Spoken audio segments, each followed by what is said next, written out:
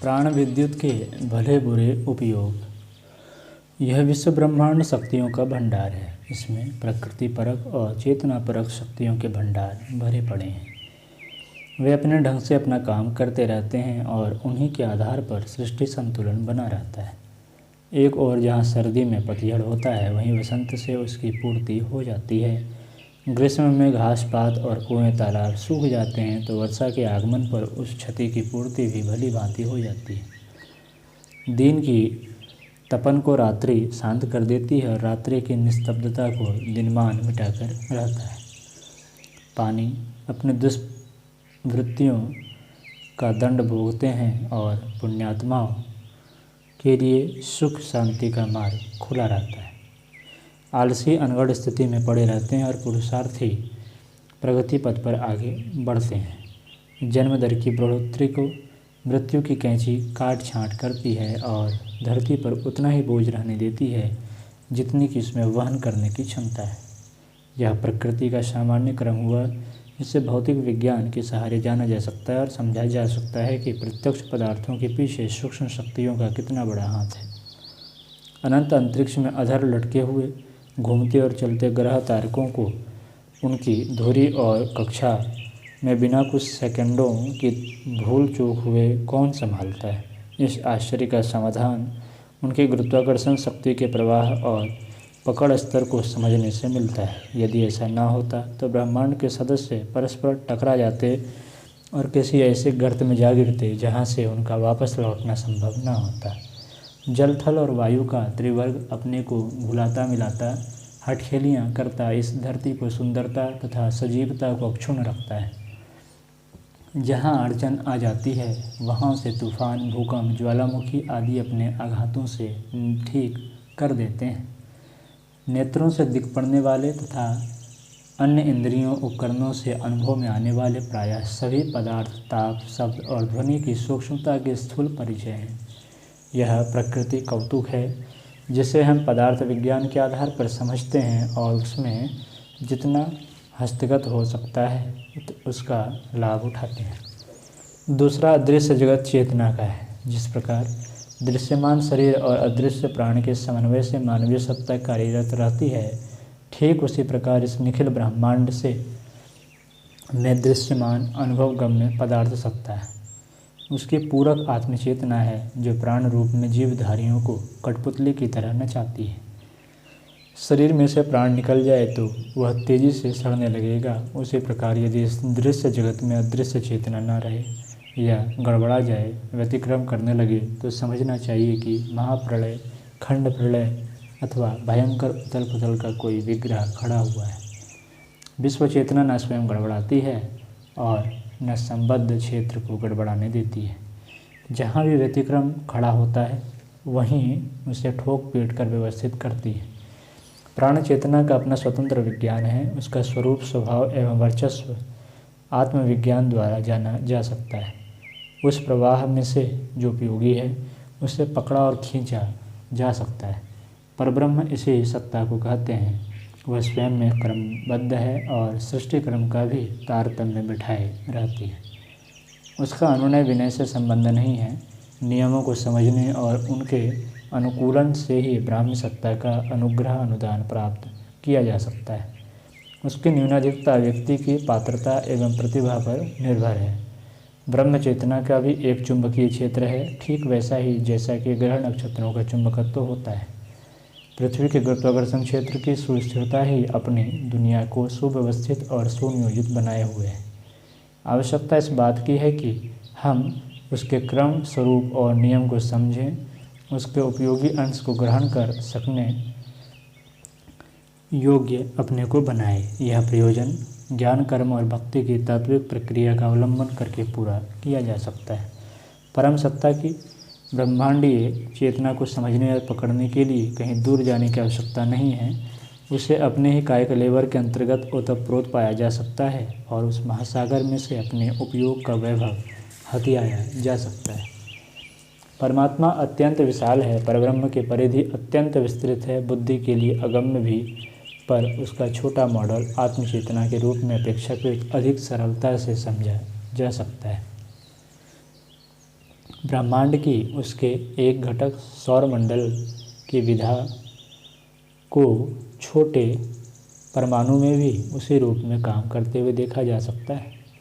परमाणु सामान्यतः अदृश्य धूल कण है, पर उसकी एक छोटी सी इकाई का विस्फोट कर सकने पर इतनी प्रचंड ऊर्जा प्रकट होते देख सकते हैं कि उसकी विभीषिका का अनुमान लगाने भर से रोमांच होने लगे। विराट ब्रह्म का लघुत्तम घटक परमाणु है। इसी प्रकार परब्रह्म परमात्मा का प्रतिनिधित्व काय कलेवर में समाहित आत्मा करती है। आत्मा पूर्ण भी है और अपूर्ण भी। अपूर्ण इस अर्थ में कि उस जैसी अगणित कोशाओं में से यह निखिल ब्रह्मांड भरा पड़ा है, उसका अंशधर तो अपूर्ण ही माना जाएगा। पूर्ण इस अर्थ में कि उसमें बीज रूप से वह सब कुछ विद्यमान है जो इस विराट में है। छोटे से बीज में विशालकाय वृक्ष की समूची सत्ता भरी रहती है। वीर्य कण में एक मनुष्य की समूची सत्ता विद्यमान पाई जाती है। एक आत्मा में भी परमात्मा का समूचा वैभव विद्यमान रहता है। आवश्यकता उस प्रसुप्त को जागृत करने भर की है। तप और योग का साधनाभ्यास इसी उद्देश्य के लिए किया जाता है। इसका उद्देश्य आत्मोत्कर्ष भी हो सकता है और भौतिक क्षेत्र में अपनी विशिष्टता का, विभूति वैभव का चमत्कारी परिचय देना भी। आत्मोत्कर्ष क्षेत्र में स्वर्ग और मुक्ति का समावेश है। सांसारिक चमत्कार प्रस्तुत कर सकने की क्षमता को रिद्धि सिद्धि कहते हैं। चेतना का ऊर्ध्वलोक भी है, मध्यम भी और कनिष्ठ भी। इसी को स्वह लोक, भुवः लोक और भूलोक कहते हैं। ऊर्ध्वचेता अपनी चेतना को परब्रह्म के साथ घुला देता है। ईंधन आग के साथ लिपटकर स्वयं भी अग्निरूप हो जाता है। लकड़ी के साधारण टुकड़े में अग्नि तत्व के सारे गुणों का समावेश हो जाता है और वह स्थिति के अनुरूप दावानल बड़वानल का रूप धारण कर सकता है। ऐसी ही चेतनाएं देवर्षि, ब्रह्मर्षि, महर्षि आदि नामों से जानी जाती है। वे प्रायः वही प्रयोजन पूरा करती है जो परम सत्ता को अभिष्ट है। इन्हें पार्षद या जीवन मुक्त भी कह सकते हैं। जिन्हें दृश्यमान साकार विराट ब्रह्म से प्रीति है, वे लोक मंगल में जन कल्याण में निरत रहते हैं।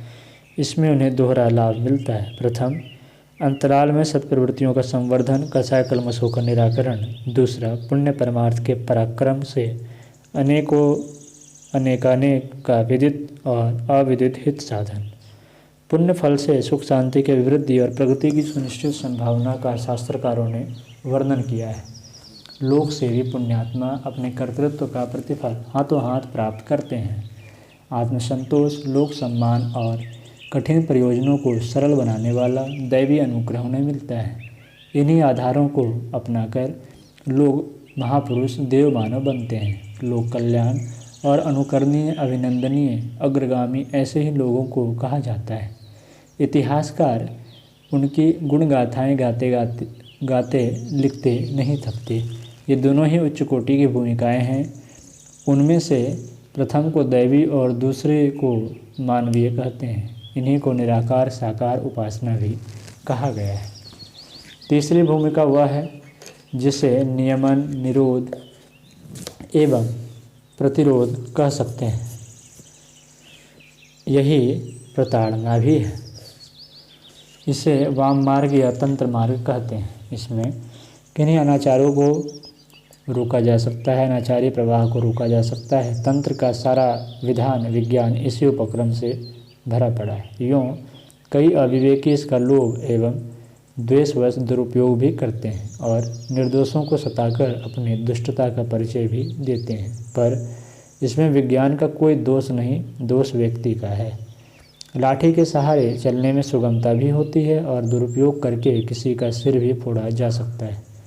तंत्र का पिछले दिनों अनर्थमूलक उपयोग ही अधिक हुआ है, इसलिए वह बदनाम भी अधिक है। तंत्र में मानवीय चेतना की विद्युत शक्ति ही काम करती है। प्राण और शरीर का सम्मिलित उत्पादन वैसा ही शक्तिशाली होता है जैसा कारतूस में भरी हुई बारूद और गोली का तालमेल। तंत्र का प्रयोग हर कोई नहीं कर सकता और न वह हर किसी पर सफल हो सकता है। बिजली धातुओं में होकर प्रवाहित होती है। जनरेटर द्वारा उत्पन्न की जाती है, उसी प्रकार तंत्र शक्ति का उत्पादन और प्रयोग कठिन तो है किंतु असाध्य या असंभव नहीं। आमतौर से तांत्रिक प्रयोग अनाचार या अनाचारियों के विरुद्ध किए जाते हैं। यह भी राजदंड की तरह आत्मदंड की एक प्रक्रिया है जिसमें दोषी ही प्रताड़ित होनी चाहिए। द्वेष या लोभ के लिए इस शक्ति का प्रयोग तो सर्वथा अनुचित है, पर जिनकी दाढ़ में खून का चस्का लग जाता है वे आतंकवादियों की तरह इस प्रकार के प्रयोगों में अपना प्रत्यक्ष लाभ और अहंकार का पोषण हुआ अनुभव करते हैं। मानवीय कायकलेवर में विद्युत शक्ति की उपस्थिति सर्वमान्य है। बिजली अनेक उत्तम उपयोगों में भी काम आती है और उसके झटके भर से किसी का प्राण हरण भी हो सकता है। सामान्य हानि पहुंचाना तो और भी सरल है। वस्तुतः विशेषतः व्यक्तिगत प्रयोजनों में तो उसकी परिधि सीमित होती है, इसलिए आघात भी जल्दी लगता है। मारण, मोहन, उच्चाटन, स्तंभन आदि के प्रयोग व्यक्तियों पर ही किए जाते हैं, पर वे बन तभी पड़ते हैं जब योगाभ्यास की भांति तंत्र शक्ति के उपार्जन में प्रचंड परिश्रम कर लिया जाए, अन्यथा डराने धमकाने का छद्म तो लोक व्यवहार में भी प्रयुक्त होता रहता है। तंत्र के लिए इससे बड़ा चढ़ा आधार चाहिए।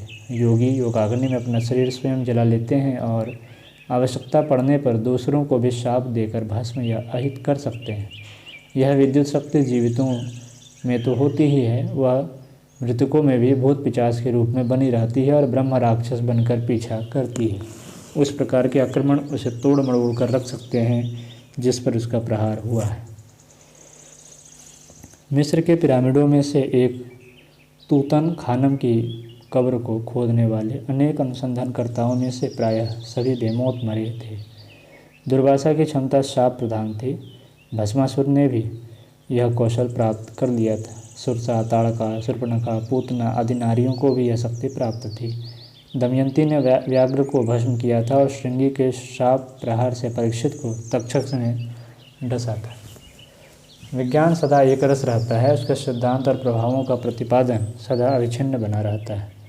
आदिम विज्ञान भी अपनी मौलिक गरिमा सदा बनाए रहता है। उसके द्वारा जहाँ अपना और दूसरों का हित साधन होता है वहाँ तंत्र पक्ष को अपनाकर भयंकर कृत्य भी हो सकते हैं। इसकी चपेट में व्यक्ति भी आ सकते हैं और प्रयास भी। किसी के शरीर को अपंग अल्पजीवी बना देने की तरह उसके व्यवसाय, कारोबार, परिवार में भी ऐसा व्यवधान डाला जा सकता है जिससे लाभ के लिए किए गए प्रयास हानिकारक सिद्ध होते चलें। व्यक्तिगत तांत्रिक प्रयोगों में प्रतिपक्षी की बुद्धि भ्रमित होती और हिम्मत टूटती है। सही सोचने और सही कदम उठाने की प्रक्रिया भी गड़बड़ा जाती है। अनिद्रा जैसे रोग घेरते हैं, तनाव की उत्तेजना छाई रहती है, ऐंठन होती है और डरावने स्वप्न आते हैं।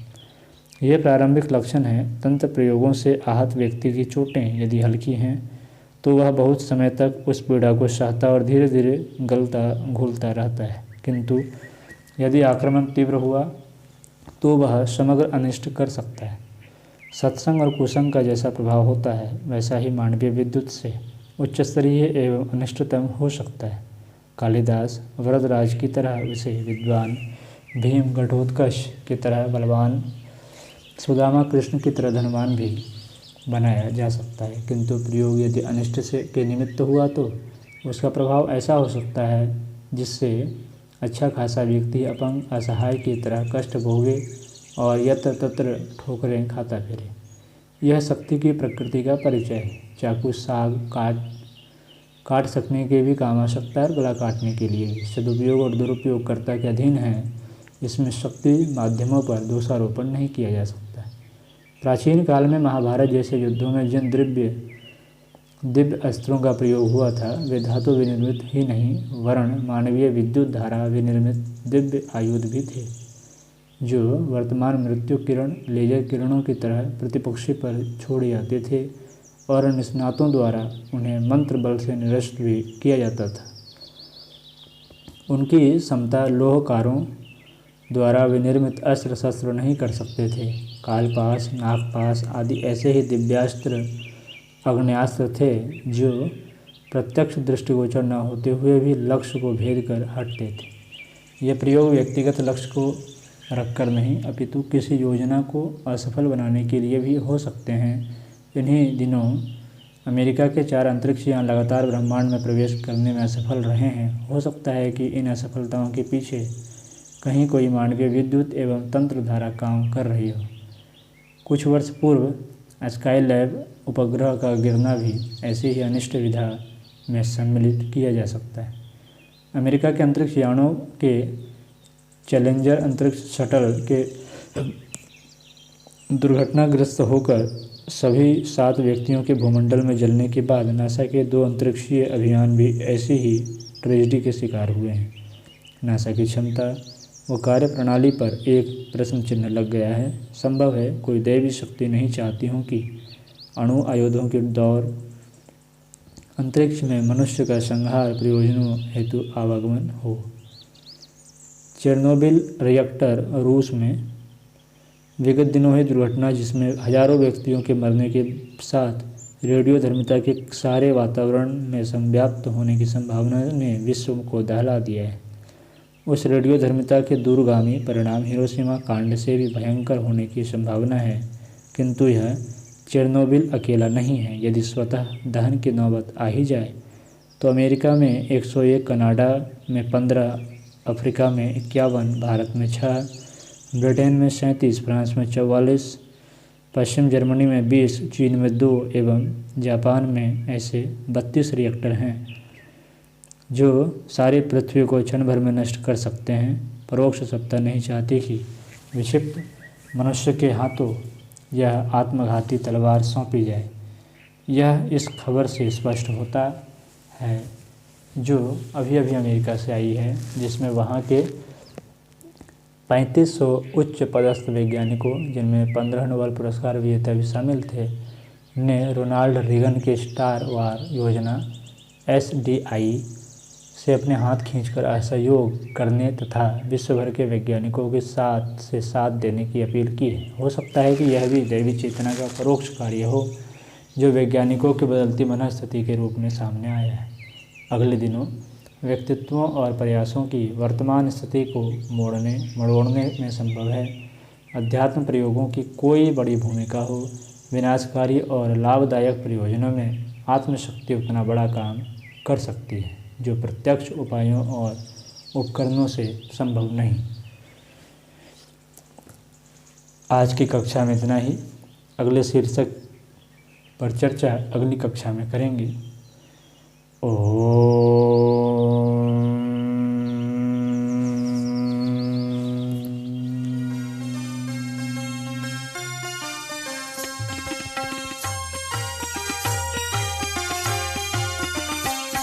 चलो गुरुदेव के सपने सजाने की शपथ ले लें। चलो गुरुदेव के सपने सजाने की